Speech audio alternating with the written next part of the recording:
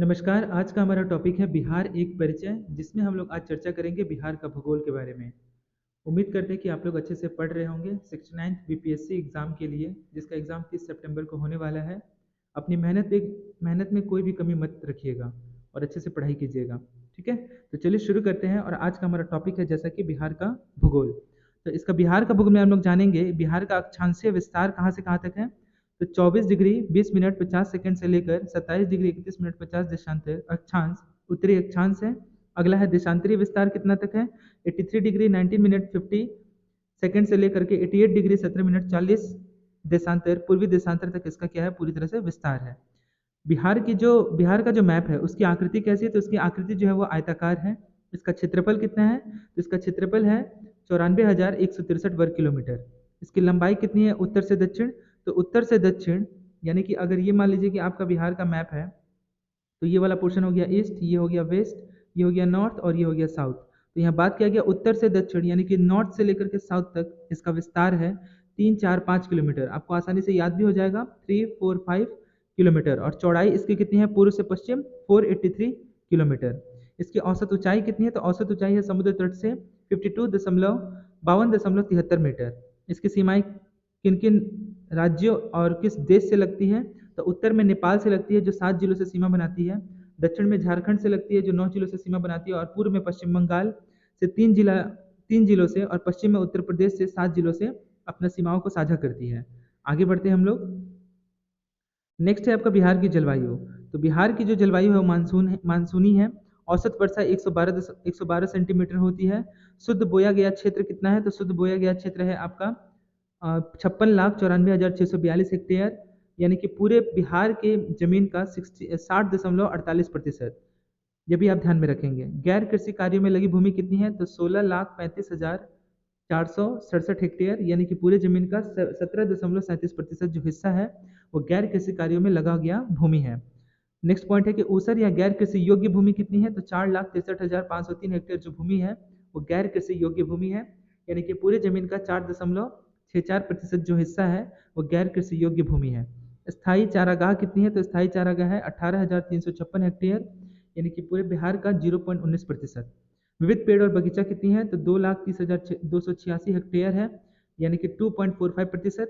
बाढ़ प्रभावित क्षेत्र कौन सा है, कितना हेक्टेयर है, तो वो आपका 64.41 लाख हेक्टेयर जो क्षेत्र है बिहार का वो बाढ़ प्रभावित क्षेत्र है। आगे बढ़ते हैं हम लोग। बिहार की संरचना और उनका विस्तार।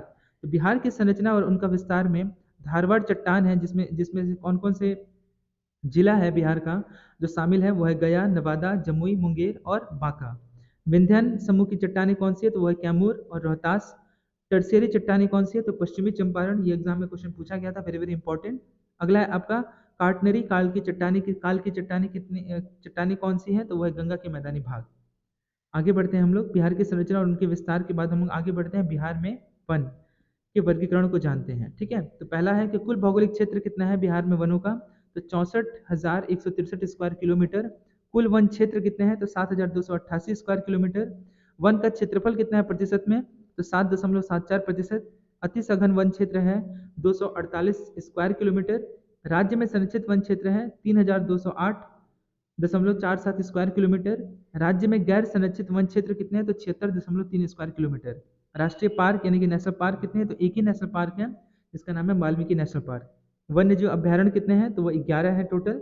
बिहार में सर्वाधिक वन क्षेत्र वाले जिले कौन से हैं, तो सर्वाधिक वन क्षेत्र वाले जिले हैं कैमूर और पश्चिमी चंपारण।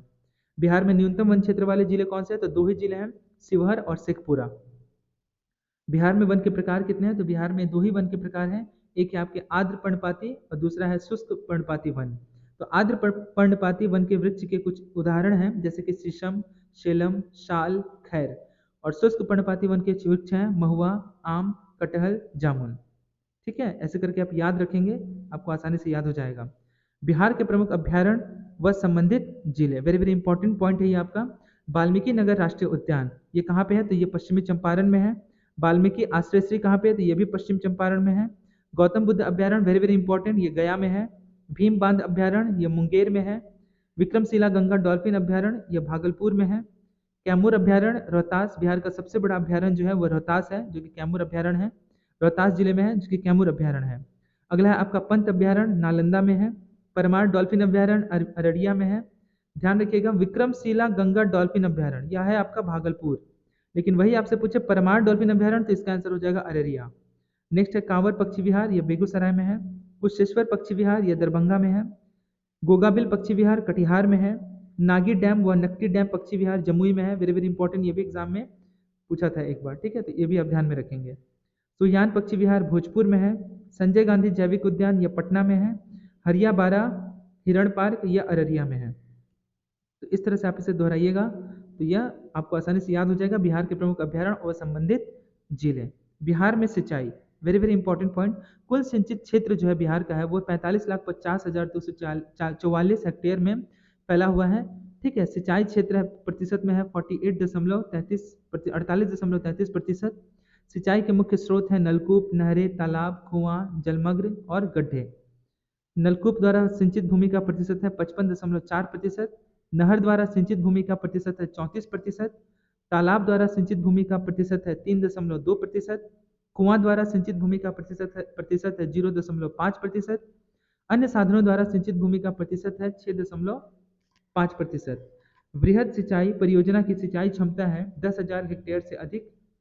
मध्यम सिंचाई परियोजना की सिंचाई क्षमता है 2,000 से 10,000 हेक्टेयर। लघु सिंचाई परियोजना की सिंचाई क्षमता है 2,000 हेक्टेयर से कम। तो वृहद जो है 10,000 हेक्टेयर से अधिक है, मध्यम यानी जो मिडिल है वो 2,000 से 10,000, और सबसे छोटा यानी जो लघु है वो है 2,000 हेक्टेयर से कम। सर्वाधिक सिंचित भूमि वाला जिला कौन सा है? शेखपुरा। न्यूनतम सिंचित भूमि वाला जिला कौन सा है? जमुई। नहर सिंचाई व अग्रणी जिला कौन सा है? रोहतास और पश्चिम चंपारण। नहर द्वारा न्यूनतम सिंचाई वाला जिला है मुजफ्फरपुर और वैशाली।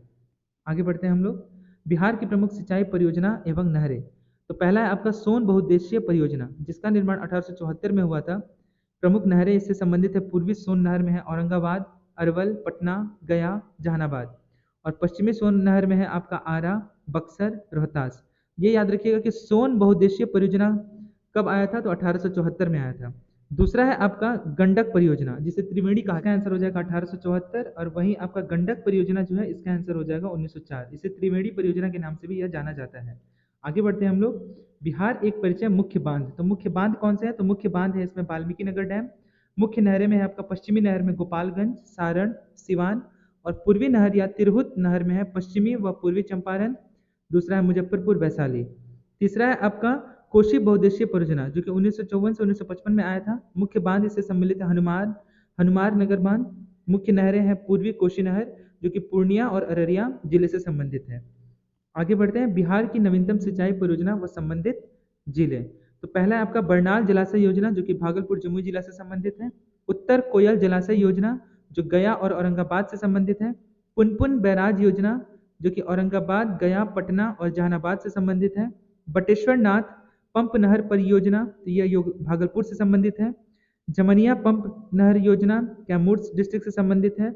अपर किउल जलाशय योजना मुंगेर और लखीसराय से संबंधित है। तिलैया डायवर्सन योजना गया और नवादा से संबंधित है। दुर्गावती जलाशय योजना रोहतास और कैमूर से संबंधित है। बटाने जलाशय योजना औरंगाबाद से। बागमती परियोजना सीतामढ़ी से संबंधित है। तो आप ये ध्यान रखिएगा, और बागमती परियोजना वेरी वेरी इंपॉर्टेंट, ठीक है, जो कि आपका सीतामढ़ी से संबंधित है। आगे बढ़ते हम लोग। बिहार की नदियां व उनके उद्गम स्थल, very very important point. Ganga जो है गंगोत्री से संबंधित है। घाघरा व सरयू नदी, गंगा की नदी, बिहार की नदियां व उनके उद्गम स्थल। तो गंगा नदी का जो उद्गम स्थल है वो गंगोत्री है। घाघरा व सरयू नदी का उद्गम स्थल मच पाचुंग, जो कि तिब्बत से संबंधित है। गंडक सप्तगंडकी नेपाल से। बूढ़ी गंडक सोमेश्वर श्रेणी से, सोमेश्वर की पहाड़ियाँ। बागमती महाभारत श्रेणी से, जो कि नेपाल में अवस्थित है। कमला महाभारत श्रेणी, ये भी नेपाल में अवस्थित है। कोसी सप्त कौशिकी, यह भी नेपाल से संबंधित है। महानंदा मकला दियाराम, जो कि दार्जिलिंग से संबंधित है, जो कि पश्चिम बंगाल का एक जिला है। कर्मनाशा विंध्याचल पहाड़ी से संबंधित है। सोन अमरकंटक से संबंधित है। पुनपुन चौराहा पहाड़ी और पलामू से संबंधित है। फाल्गु हजारीबाग पठार, यह इसका उद्गम स्थल है। पंचानेन उत्तरी छोटा नागपुर। सकरी उत्तरी छोटा नागपुर। अजय बटवार चकाई और जमुई इसका उद्गम स्थान है, ठीक है। तो इस तरह से हम लोग आगे बढ़ते हैं। अब बिहार एक परिचय, बिहार के प्रमुख जल प्रपात। तो दुर्गावती जलप्रपात का संबंध दुर्गावती नदी से है। इसकी ऊंचाई 300 मीटर है और स्थिति क्या है? रोहतास। काकोलस जलप्रपात कर्मनाशा नदी 160 मीटर, काकोलस पठार नवादा। सुखलहरी जलप्रपात कनहर नदी। ये जो जलप्रपात किस नदी से संबंधित है यह आप जरूर याद रखेंगे, क्योंकि ये एग्जाम में पूछा जाता है बार बार, और मिलान करो में भी कभी कभी दिया जा सकता है, तो यह भी आप ध्यान में रखेंगे। सुखलहरी जलप्रपात यह कनहर नदी से संबंधित है, 100 मीटर इसकी ऊंचाई है, उत्तर प्रदेश बिहार की सीमा से लगता है। तमासीन जलप्रपात महानी नदी से 50 मीटर इसकी ऊंचाई है, बिहार झारखंड की सीमा पर अवस्थित है। तो यह भी आपसे पूछा जा सकता है कि बिहार झारखंड की सीमा पर अवस्थित कौन सा जलप्रपात है, तो इसका आंसर हो जाएगा तमासीन जलप्रपात। घुमा करके भी क्वेश्चन पूछा जा सकता है, दोनों ध्यान में रखिएगा। धुआकुंड जलप्रपात काऊ नदी से संबंधित है, ऊंचाई के बारे में इसका भी कोई उल्लेख नहीं किया गया है। स्थिति है इसकी ताराचंडी सासाराम, और सासाराम में तो आपको पता ही है कि सासाराम में किसका मकबरा है, तो शेरशाह सूरी का मकबरा है, और वही शेरशाह सूरी के मकबरा को लॉर्ड कनिंघम ने कहा था यह ताजमहल से भी काफी ज्यादा खूबसूरत है। आगे बढ़ते हैं। प्रमुख झरने जलकुंड व उनके उद्गम स्थल। पहला है सप्तधारा या सात घरवा, राजगीर से संबंधित है। ब्रह्मकुंड यह भी राजगीर। सूर्य कुंड राजगीर, नानक कुंड राजगीर, मखदुम कुंड राजगीर, गोमुख कुंड राजगीर। तो देख रहे हैं हम कि राजगीर से संबंधित टोटल छह ऐसे जलकुंड हैं जिनका संबंध आपका राजगीर से है। तो सप्तधारा या सतघरवा यह भी राजगीर, ब्रह्मकुंड राजगीर, सूर्य कुंड राजगीर, नानक कुंड राजगीर, मखदुम कुंड राजगीर, गोमुख कुंड राजगीर। लक्ष्मण कुंड का संबंध मुंगेर से है, सीता कुंड का संबंध मुंगेर से है, रामेश्वर कुंड का संबंध मुंगेर से है। तो ये आपको एकदम अच्छे से याद हो जाएगा, राम लक्ष्मण सीता, राम लक्ष्मण और सीता, इन तीनों का संबंध किससे है, इन तीनों जलकुंड का संबंध किससे है, तो मुंगेर से है। राम लक्ष्मण सीता, रामेश्वर कुंड, सीता कुंड, लक्ष्मण कुंड। ऋषि कुंड मुंगेर से है, जन्म कुंड मुंगेर से है, श्रृंगार ऋषि कुंड इसका भी संबंध मुंगेर से है, भरारी कुंड मुंगेर से है, अग्नि कुंड का संबंध गया से है। तो बहुत सारा जो इसका उत्तर है राजगीर और मुंगेर से है, एक ही था जो गया जो अग्नि कुंड से है।